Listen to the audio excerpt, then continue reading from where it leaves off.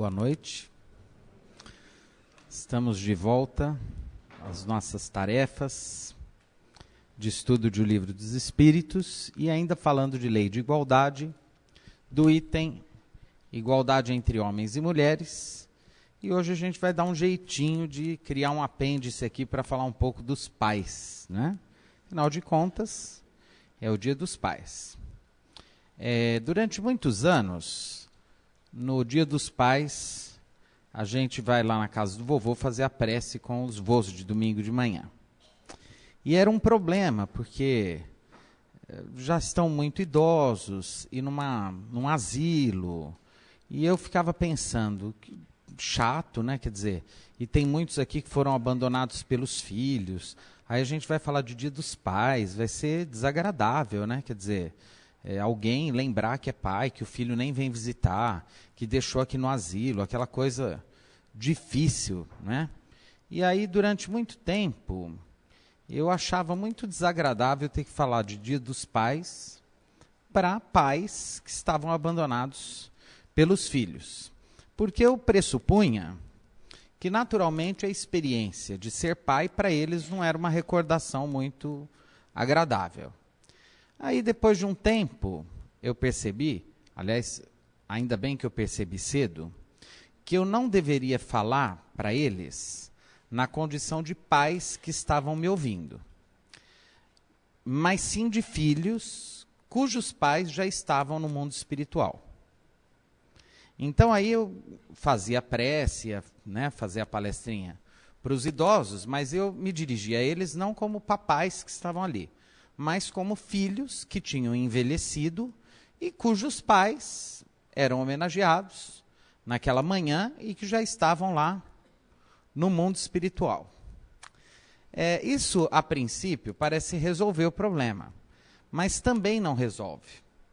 Porque a maioria deles, depois de uma certa entrevista informal, não tinha muito boas recordações dos pais. Inclusive, alguns sentiam muita raiva dos pais, que já estavam desencarnados. E aí a gente começa a ficar num beco sem saída. É como quando acontece de alguém chamar a gente para fazer prece em velório de um defunto que a gente não conheceu. Por que é complicado? Porque pode ser que aquele sujeito tenha sido um sem vergonha ordinário. Então não dá para chegar lá no velório e falar, uma alma tão boa, o sujeito era o cão. É um caso complicado, né? Então, assim, a gente, em geral, faz uma prece quando a gente não conhece o morto, né? O defunto, o decujus, o falecido. A gente tenta fazer uma prece mais neutra, né? Daquele tipo, independente do que tenha sido, que seja acolhido no mundo espiritual. Não tem jeito, né? Então, assim, fica um problema. Se você vai falar como filho, né? Tem filhos que não têm boas recordações dos pais, tem pais que estão magoados com os filhos. E aí, qual é a saída, né? A saída é uma compreensão mais evangélica dessa relação, né? E hoje em dia, essa compreensão evangélica é uma compreensão a partir da experiência do amor. Hoje a gente tem que tomar até cuidado quando fala compreensão evangélica, porque dá a impressão que a gente fez um acordo com as igrejas evangélicas e vai ter o mesmo discurso. Não é bem assim. Quando a gente fala de evangélico, é uma referência, né, ao pensamento cristão na sua pureza, na sua autenticidade, né, na mensagem de amor de Jesus. Então, como que seria isso? Bom, primeira ideia, vamos pensar que uma das dádivas do Evangelho é uma receita muito eficaz para que a gente sofra um pouco menos. Qual que é essa receita eficaz para a gente sofrer um pouco menos? Perdoar, né? Perdoar é uma receita boa para a gente sofrer um pouco menos. E atenção para o meu discurso. Eu não disse que é uma boa receita para não sofrer. Eu disse que é uma boa receita para sofrer um pouco menos. Porque não tem como passar pela vida sem sofrer. Como diz o poeta Fernando Pessoa, no mundo, tudo que respira sofre. Então, esse mundo é um mundo de sofrimento, né? A gente não tem escapatória. Ah, mas é só sofrimento? Não, tem muitas coisas boas, mas também tem sofrimento. E não dá para escapar do sofrimento. Então, quando a gente fala sofrer um pouco menos, quando fala de perdão, é principalmente sobre uma experiência triste. E que, em geral, dificilmente a gente vai passar pela vida sem ter essa experiência triste. Que experiência triste eu estou me referindo? A ingratidão. A ingratidão é um dos gestos, é uma das experiências mais infelizes a que um espírito pode se arrojar na sua inconsequência no mundo, né? A ingratidão. E o contrário, a gratidão, né? É a percepção. Da onde que ela nasce, a gratidão? Da percepção do nosso nada. Como assim a percepção do nosso nada? Da percepção da nossa condição no mundo de extrema vulnerabilidade. Por exemplo, vamos pensar no fato de estarmos aqui nessa noite. Se eu for uma pessoa ingênua ou de pouca reflexão, eu poderia imaginar que bastou que eu quisesse estar aqui para estar aqui. E, na verdade, não é bem assim. Como assim? Bom, então vamos lá. Para que eu estivesse aqui, é óbvio que eu, naturalmente, tive que querer estar aqui, né? Mas para que eu conseguisse que esse desejo se realizasse, eu precisei do concurso de uma série de fatores que independem de mim. Por exemplo, eu precisei de alguém que eu não conheço e que planta o alimento que eu como todo dia para que eu esteja vivo, esteja aqui. Se eu estou com alguma enfermidade, eu precisei de alguém que produziu o remédio para que eu dê conta de estar aqui. Eu precisei, naturalmente, se eu não vim a pé, né, de um carro. E um carro ou um ônibus, enfim, ou uma carona, de alguém que me trouxesse aqui. E para que essa reunião estivesse acontecendo, e, portanto, com luz elétrica, etc., eu precisei de alguém que produzisse uma hidrelétrica, de um funcionário que chega no horário, que cumpre as suas tarefas lá em Furnas, né, para que a gente tivesse luz aqui e assim por diante. Quer dizer, precisou de gente que organizasse, que limpasse o salão. É uma série de experiências que nos fogem na cotidianidade de nossa vida, não é? No ramerrão do dia a dia, que nos escapam. E aí, curiosamente, é muito comum a gente ir criando uma espécie de fantasia de onipotência, achando que realmente a gente é o máximo, né? Que o mundo depende da gente, que a gente é o máximo, que a gente pode tudo, que a gente sabe tudo, e etc. Né? E aí eu vou chegar naturalmente nos pais, quer dizer, para que a gente tivesse essa encarnação, a gente precisou de dois espíritos que antes de reencarnar, muito provavelmente no seu planejamento reencarnatório, aceitaram o compromisso de nos receber aqui para o que der e vier. Porque é fácil receber filhos bons, né? Se a gente tivesse assim, eu vou ter um filho, e se Deus quiser, vai ser uma criatura dócil, permeável a bons conselhos e boas orientações, educado, grato, daquele tipo que tudo vai dizer, obrigado, mamãe, obrigado, papai. Como as crianças que a gente tem em casa hoje em dia.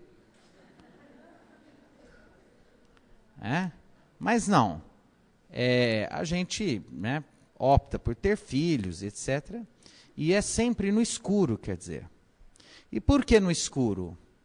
Porque, ainda que a gente dê a melhor formação, a gente não tem ideia do espírito que está vindo aí, e depois de um certo tempo, aliás, nem precisa muito tempo assim, esse espírito já faz escolhas livremente e pode, inclusive, recusar todas as nossas orientações e seguir o seu próprio caminho. Quer dizer, eu posso, eventualmente, ser o melhor pai do mundo, a melhor mãe do mundo, e ter um filho extremamente problemático do ponto de vista moral, intelectual, espiritual, enfim. Né? Por quê? Porque existe a dimensão da liberdade dele.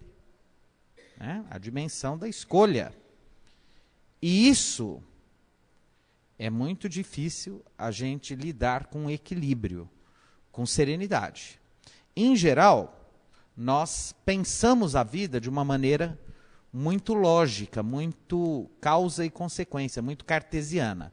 Se eu for um bom pai, uma boa mãe, naturalmente os meus filhos vão dar boa gente. Pode ser? Pode. Pode não ser? Pode também. Bom, e aí, então, o que fazer diante dessa dificuldade? Desenvolver um pensamento, e aliás a gente já falou desse pensamento aqui inúmeras vezes, e que é difícil, né, de desenvolver esse pensamento, que é o de focar no sentido da nossa experiência no mundo. Qual é o sentido da nossa experiência no mundo? É criar condições de melhoria de nós mesmos para que a gente retorne para o mundo espiritual um pouco melhor do que a gente reencarnou. E nesse trajeto, a gente cumpre determinadas tarefas. A gente faz a nossa parte. O outro não dá para se responsabilizar por ele. Aliás, esses dias, na Folha de São Paulo, o psicanalista Conrado Caligares escreveu um texto bem interessante. Aqui a gente vê gente inteligente, né? Gostoso de ler texto de gente que percebe o que ninguém percebe. Sabe esse negócio aí do Batman? Que o sujeito matou um monte de gente? Aliás, esse negócio do Batman é interessante. Uma vez eu estava viajando e eu liguei o rádio. E, desculpe, eu tenho que contar porque é engraçado. Eu vou dividir com vocês porque eu acho uma judiação eu não dividir com vocês. E estava passando um programa de uma igreja. Dessas igrejas, né, pentecostais, etc. E aí eles entrevistaram uma senhora ao vivo. E ela dizia assim, olha, pastor, lá a pessoa, né? Olha, pastor, sabe o que aconteceu comigo? Primeiro ela dizia que tinha ressuscitado, que ela tinha morrido, e aí ela já estava morta e ela ressuscitou. E aí ela foi para casa e os demônios começaram a sair do quarto dela. Aí ela começou a falar o nome dos demônios. Falou assim, saiu o Beelzebul, saiu o Lúcifer. Aí ela falou, e o senhor sabe, pastor, qual que foi o último do demônio que saiu pela janela? Ela falou, não, ela falou, o Batman. Eu achei tão engraçado, porque eu não tinha, assim, identificado a figura do Batman com o demônio. E algumas igrejas proíbem os seus fiéis de ver televisão, né? Porque tem esse caráter, a televisão é demoníaca e tal, né? E aí aconteceu esse negócio do sujeito aí que atirou no cinema. E o que o Batman tem a ver com isso? Nada, coitado do Batman, né? Quer dizer, é mais um psicopata, quer dizer, né, que isso acontece, né? Eventualmente tem gente que faz isso em parque, em escola, a gente teve aqui no Realengo, e a gente tem sempre algum especialista em psiquiatria tentando explicar o inexplicável, né? Ele, quando era criança, a mãe batia muito e agora ele cresceu e resolveu metralhar 300 crianças. É uma explicação, no mínimo, idiota, né? Por quê? Porque senão todo mundo, né, que sofreu algum tipo de abuso na infância sairia matando. Quer dizer, não dá para generalizar, não dá para olhar para isso com uma mente matemática cartesiana. Mas onde eu quero chegar? Esse psicanalista escreveu um texto muito interessante, chamando a atenção para o seguinte. Ele dizia, todos os noticiários no mundo inteiro publicaram assim, ó, acho que foram 13 pessoas que morreram, é isso? 12 ou 13 pessoas. E aí vem assim os noticiários. 12, 13 pessoas. E entre elas, uma vítima inocente, uma criança de 5 anos. E aí ele propõe, bom, então quer dizer que entre as 12 tinha uma vítima inocente, as outras eram culpadas. E é muito lógico o raciocínio dele. Né? Quer dizer, como assim? Quer dizer que só porque eu cresci, eu sou culpado de ter crescido? E uma criança de 5 anos, porque ela tem 5 anos, ela é a única vítima inocente. Quer dizer, então todos deviam morrer, menos ela. Né? Ah, mas ela era indefesa. Tá, mas diante de uma metralhadora, até o Rambo é indefeso. Qualquer um é indefeso, não existe isso. Quer dizer, é lógico que provavelmente não, certamente, a partir da nossa crença espírita, deve ter uma razão para isso ter acontecido. Mas uma criança de 5 anos, não só por ter 5 anos, é uma vítima inocente. Porque entre nós reencarnados, não há inocentes. Porque se fôssemos, não precisaríamos mais reencarnar. Então, inclusive aquele bebezinho lindo, tchuc-tchuc, pode ser uma peste. A gente não sabe que espírito está ali. E aí a gente vai tratar com amor, com carinho, vai tentar. E vejam como a sabedoria divina é perfeita, a natureza é perfeita. Porque é muito difícil olhar para o bebezinho e lembrar disso. Né? Eu acho que nenhuma mãe olha para o seu bebê e fala, meu Deus, quem está aqui? Que espírito está aqui nos meus braços? Agora, do ponto de vista espírita, é assim? Não tem inocentes. Né?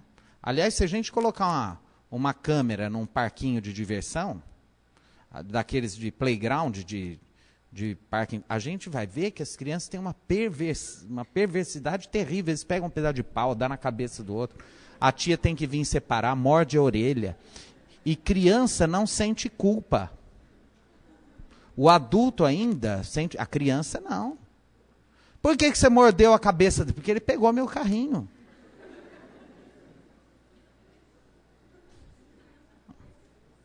Então, em geral, a gente cresce e melhora. Porque a gente já não sai mais dando paulada na cabeça dos outros. A gente deixa levar o carrinho, entra na justiça.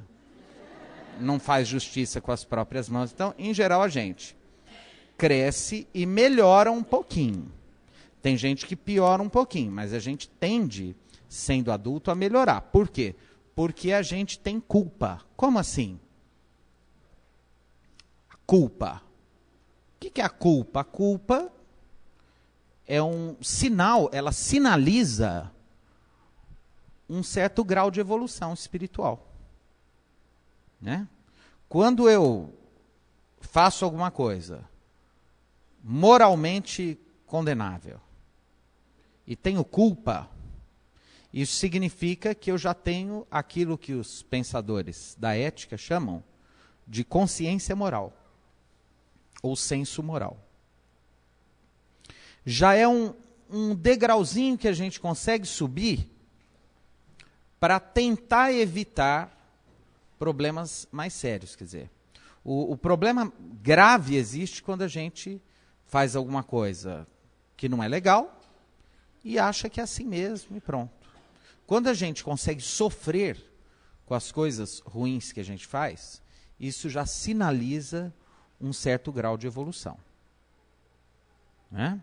E quando a gente consegue entender que os sofrimentos que nos visitam são o produto de nossas culpas milenares, reencarnatórias, etc., a gente consegue lidar melhor com esses sofrimentos também. Né? Então, quando a gente recebe, por exemplo, um filho problema em casa, naturalmente, esse espírito veio em duas situações. Ou nós devemos muito para ele, né? Quer dizer, inclusive em muitas situações, nós mesmos arrojamos, né? Nós mesmos condenamos esse espírito àquelas condições. Né? Eu me lembro de uma vez em Uberaba, a gente está lá com o Chico e ele atendeu na época era a febre da AIDS, um monte de gente morrendo, etc. e tal. E ele estava comentando com a gente um caso que ele atendeu de de um pai que foi lá e não se conformava com o filho, que tinha contraído o vírus, e etc, e tal, e coisa.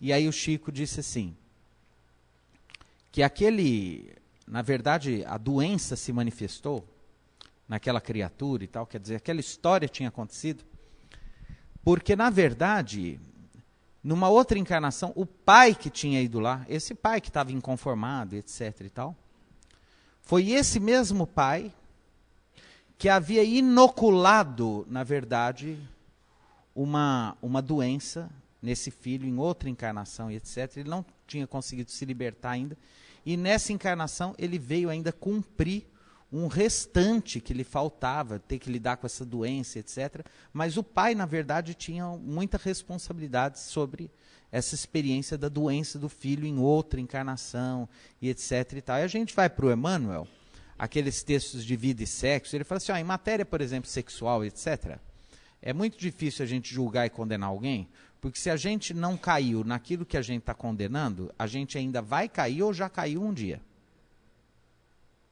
Não é?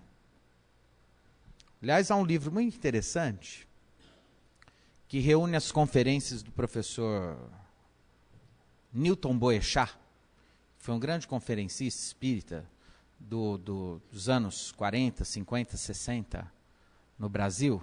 Tem até aí na banca, que se chama, acho que, Paulo Anti-Herodes. É bem interessante. Tem um capítulo lá que ele fala dessa questão da sexualidade, da homossexualidade, da bissexualidade. E é interessante porque ele coloca o seguinte, que a nossa condição de homem e mulher no mundo, e ele tira isso do Emmanuel, do André Luiz, etc., é uma questão contingencial, passageira. Né? Quer dizer, nós somos espíritos, espírito não tem sexo. De vez em quando a gente reencarna como homem, depois às vezes reencarna como mulher, e tem muita dificuldade às vezes de passar de uma reencarnação para outra, da condição de homem para mulher. E às vezes a gente demora muitas reencarnações, portando uma sexualidade ambígua, não é? Que poderia estar presente, por exemplo, nas experiências tanto da homossexualidade, masculina ou feminina, quanto da bissexualidade. E mais que isso, dizendo que, na verdade, quanto mais superiores são os espíritos, menos a anatomia determina a sua sexualidade. Por quê? Porque quanto mais espiritualizado é o ser, menos o corpo exerce influência sobre a sua sexualidade espiritual. Porque o espírito, embora não tenha sexo, no sentido anatômico, ele continua portando sexualidade no sentido das forças genésicas da alma, das forças espirituais da alma, das forças criativas, das energias, né, disponíveis para a alma na criação eterna, que está aí no cosmos, no infinito, etc. Então, quanto mais o espírito é evoluído, menos ser homem ou mulher para ele é determinante. Né? Espírito muito evoluído quando reencarna, às vezes homem é capaz de se apaixonar por homens e por mulheres. Quer dizer, no campo afetivo, quanto mais evoluído é o espírito, mais bissexual ele se manifesta. Por quê? Porque menos o seu corpo determina. O corpo é um mero detalhe anatômico, porque os seus afetos já não são determinados pela natureza anatômica dele. Né? Aliás, a gente precisa começar a se preparar, porque a humanidade do futuro pode ser que sequer precise das relações sexuais para procriação. Agora, com esse negócio de bebê de proveta, fecundação in vitro e etc., essa questão, Deus fez o homem e a mulher porque tem que ter os filhos, daqui a pouco a gente já não vai mais ter filhos necessariamente como produto das relações sexuais. E aí, caminhando, depois a gente volta a falar disso semana que vem, mas caminhando para fechar a questão do Dia dos Pais é o seguinte, como essa questão de gênero, o homem e a mulher, né, é um mero detalhe de nossa experiência reencarnatória, e quanto mais o espírito é evoluído, menos isso é importante. Esse Dia dos Pais, na verdade, é um simbolismo. E que simbolismo é esse? É um simbolismo muito mais de natureza cultural do que propriamente espiritual. E que cultura é essa? É uma cultura que secularmente foi construída sobre os papéis diferentes do homem e da mulher, no mundo, na família, na sociedade e etc. Então, qual é o papel da mãe? A mãe perdoa, a mãe cuida da casa, a mãe tem os filhos, etc. Né? É mais boazinha e tal. O pai é o severo, aquele que vai ganhar o pão fora de casa, que chega, bate na mesa e diz, aqui sou eu que mando e basta e tal. E todo mundo treme, é o chefe da família, etc. Pai, no passado, era muito complicado. Né? Por quê? Os grandes pais do passado, em geral, eram os pais bravos. Ser um bom pai era ser um pai bravo. Com rigor, né? Com chicote ali, cinta. Né? Mesmo os pais espíritas, viu? Eu tenho parentes espíritas de 100 anos atrás, cujos descendentes, assim, papai era um espírita maravilhoso, mas nunca nos olhou nos olhos. A gente chegava, já estendia a mão, porque era para beijar a mão, aquela coisa, né? E tinha que respeitar, e não tinha discussão, e era o temor, não era o amor, era o temor. Com o tempo, os pais foram aprendendo que não é bem assim, né? Que a gente tem que ser um pouco mais flexível, maleável, que o homem, de verdade, pode chorar, não muito, porque fica chato. Já imaginou? Aquela coisa melosa, também não. Né? Não dá certo, né? Mas assim, de vez em quando fica charmoso. Se você souber chorar na hora certa, direitinho, né? A gente teve curso de passe, esse aí é um outro curso que a gente vai dar depois. De chorar na hora certa e como chorar, impactar direito, entendeu? Homem pode chorar, homem é sensível, homem é delicado, homem tem fragilidades, né? Embora a gente... Aliás, é muito interessante porque o problema do homem é que, em geral, ele fala pouco, a não ser se ele for gay. Gay fala bastante. Mas o hétero, em geral, fala pouco, né? E a mulher não entende isso. Né? Ela chega em casa e ela, né, vê aquele homem parado. Você quer ver quando seu marido está com problema, namorado? Chega em casa. Se ele tiver aberto mão da linguagem verbal, do tipo, oi, ele, tudo bem? Tem alguma coisa errada com você? Tem. Ok? E aí, em geral, a mulher com aquela sensibilidade chega e fala assim, ei, fala comigo, desembucha. Né? E é aquela dificuldade. Tem algum problema? Vamos discutir aqui. É melhor falar. E homem adora discutir a relação. Se colocar, falar do que sente. Não é verdade? Ficar horas discutindo o que está rolando. Né? A mulher gosta, homem não. Né? Em geral, quando o seu homem, tiver assim... ao invés de você ficar insistindo, seja mais, assim, carnal. Faz um carinho, entendeu? Chega, abraça, dá um beijinho. Tudo bem que ele vai estranhar. O que tem com você? Porque, em geral, você não é assim. Você é grossa também. Né? Mas, tudo bem. Você chega mais, né, pertinho, alisa os cabelos, se tiver. Se não tiver, pensa no perispírito, porque a matriz perispiritual está aqui. Né? No perispírito tem, é o corpo que não tem, o perispírito tem, a matriz está lá. Tanto que a gente reencarna e vem cabeludinho, cresce de novo. Né? Chega, né? Por quê? Porque os homens, eles em geral são muito carentes. Porque eles ficaram aí milênios tendo que ser durões, tendo que não chorar, tendo que prover, e etc. e tal. Com esse mundo que está aí, esse mundo da pós-modernidade, etc., as funções acabaram se confundindo muito. Então hoje já tem mulher que ganha mais que o homem, que trabalha fora, o homem fica em casa cuidando das crianças e tal. Algum problema? Nenhum problema. Né? Nenhum problema.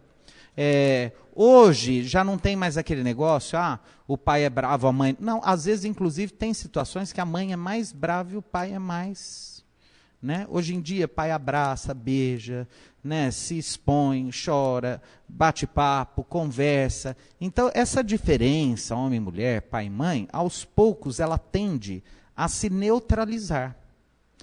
O que isso sinaliza? Evolução espiritual. Até um dia em que ser homem ou mulher, pai ou mãe, será um mero detalhe, já não vai ter mais, né? Pode ser que um dia mãe e pai, o dia das mães e o dia dos pais já não exista mais, e a gente faça um dia só que será o dia dos pais, pai e mãe.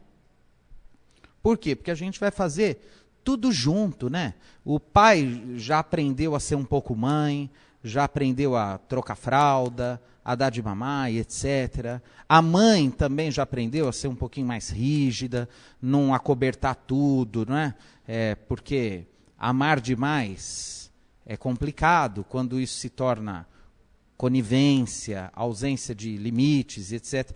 Então, a gente está misturando tudo isso. De qualquer forma, para encerrar, vamos pensar nos nossos pais. E nós, como pais, e nos pais que nós tivemos. E pensar que essa experiência, independente da gente estar recebendo algo em troca ou não, é a experiência que Deus marcou para a gente aqui no mundo. Então, se a gente puder tirar alguma coisa boa dela, e aquele pai que não foi tão bom, tá, olha, mas que bom, né? Ele também é um espírito, ele vai reencarnar, às vezes vai reencarnar como meu filho, e eu vou ter que ensinar para ele como é que é ser pai. Aí numa outra ele vai ser um pai melhor do que ele foi para mim, não é? Ou se meus filhos não são aquilo que eu imaginava, são espíritos que estão aí, que me foram entregues, eu vou fazer minha parte, vou tentar amar, independente do que eles me derem em troca, porque esse é o apelo cristão. É o amor incondicional, né? Se eu não amo, o problema é meu. Se o outro não ama, ou não me ama, o problema é dele. Então, numa referência à mensagem de Jesus, a ideia que fica desse Dia dos Pais é transformá-lo no dia do perdão, no dia do amor incondicional, no dia das coisas boas que a gente vive. Todos nós temos um monte de coisas boas e um monte de coisas insuportáveis, como os nossos pais e como os nossos filhos. Quando a gente deixar de fazer teatro e vier para a vida, sem pose, assumindo tudo de bom e de ruim que existe em nós, certamente amar será uma experiência mais autêntica, mais pura e mais gostosa. Que os nossos pais recebam nosso beijo carinhoso, nossa saudade, nossa gratidão, nosso respeito, nosso carinho, nossa saudade, aqueles que já estão do outro lado, né?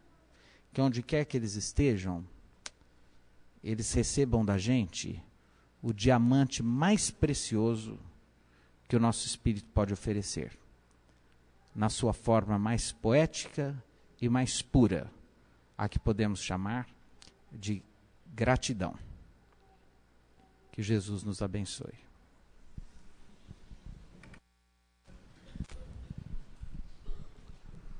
Vamos então, nesses momentos de paz,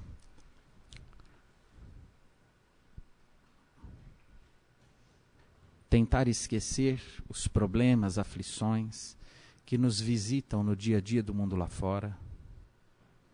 Para isso, vamos relaxar, soltar as tensões, respirar bem fundo e lentamente.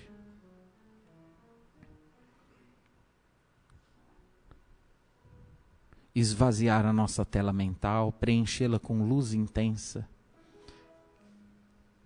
Visualizar os fluidos que impregnam a atmosfera espiritual de nosso ambiente, sendo levados pela respiração, através da corrente sanguínea, a cada uma das células de nosso corpo, devolvendo-nos saúde, equilíbrio, restauração.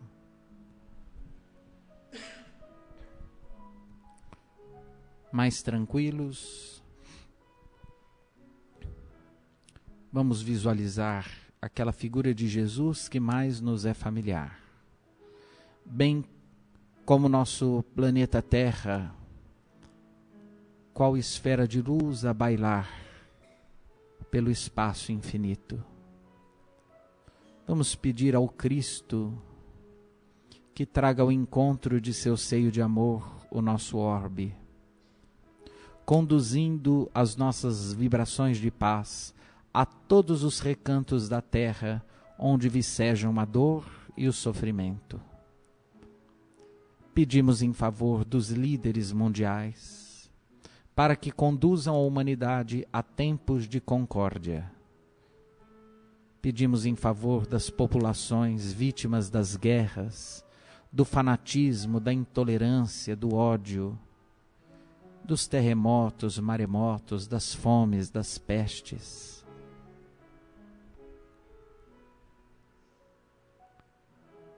Pedimos em favor do nosso Brasil, terra do Cruzeiro, coração do mundo e pátria do Evangelho.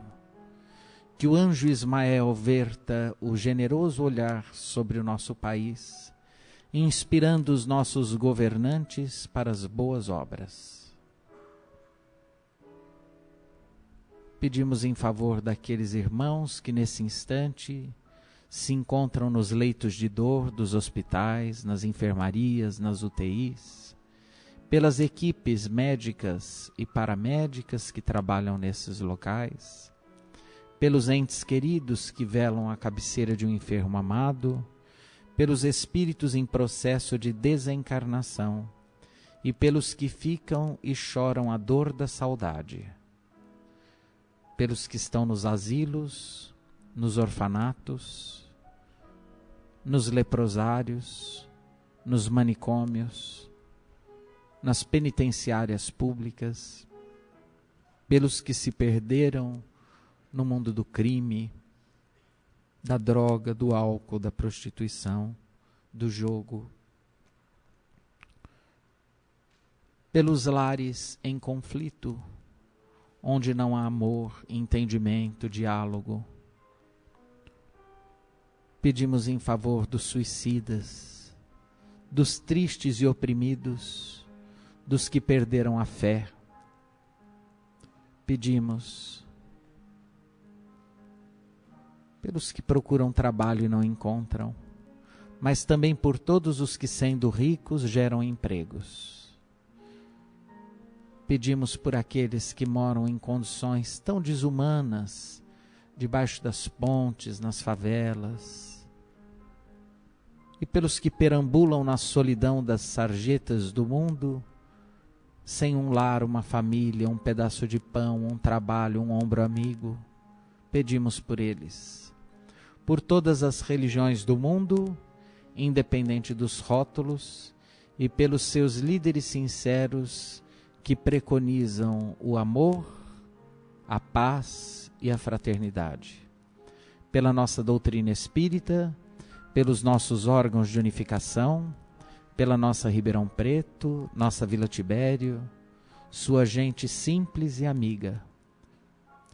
Pedimos em favor de nossas creches, instituições, centros espíritas, pelo nosso Sanatório Espírita Vicente de Paulo, pela nossa Casa do Vovô, pelas nossas creches, por este teto amigo que nos ampara nesta noite, pelos companheiros de sacramento, Palmelo, Uberaba, pelo inesquecível coração de nosso amado Chico Xavier, que onde quer que esteja, receba as nossas vibrações de gratidão, de amor, de paz, de carinho, de saudade. Pedimos por todos os que não estão aqui fisicamente, mas estão na nossa lembrança. Sejam amigos, familiares, parentes, encarnados ou desencarnados. Mas também pelos nossos inimigos, pelos que nos perseguem e caluniam. Por aqueles com quem temos dificuldades de convivência. Que onde quer que estejam, recebam nossas vibrações de paz. Pelo nosso ambiente de trabalho, pelos nossos colegas, mas também pelos nossos lares. Solicitamos às equipes de benfeitores espirituais que visitem nesse instante as nossas casas, higienizando espiritualmente esses locais, levando dali as energias negativas, os espíritos maus ou enfermos que porventura ali se encontrem, e trazendo a nosso benefício o abnegado concurso dos venerandos guias da espiritualidade maior. Pedimos pela semana que se inicia, que tenhamos fé, coragem, esperança, bom ânimo, alegria de viver, gratidão pelas bênçãos da vida, pela água, pelo pão de cada dia, pelo trabalho, pelo ar, pelas flores, pelas florestas, pela música, pela poesia, pelo sorriso dos amigos, pelo amparo da fé, pela maravilha dos pássaros, dos nossos animais de estimação, dessa natureza tão pródiga em bênçãos, que nos amparam e nos fortalecem a cada dia. Permite, Jesus, que saibamos agradecer e que saibamos, mesmo caindo na estrada, prosseguir na luta, para a frente e para o alto. E que ao sairmos daqui nesta noite, tenhamos nítida sensação de bem-estar físico, mental e espiritual, recarregados em nossas energias para mais uma semana de lutas, e que possamos estar aqui muitos outros domingos, reunidos em torno do seu Evangelho, para aprendermos de tuas lições. Despede-nos, Jesus, neste momento em sua doce paz, mas permanece sempre conosco, hoje, agora e por toda a eternidade. Que assim seja.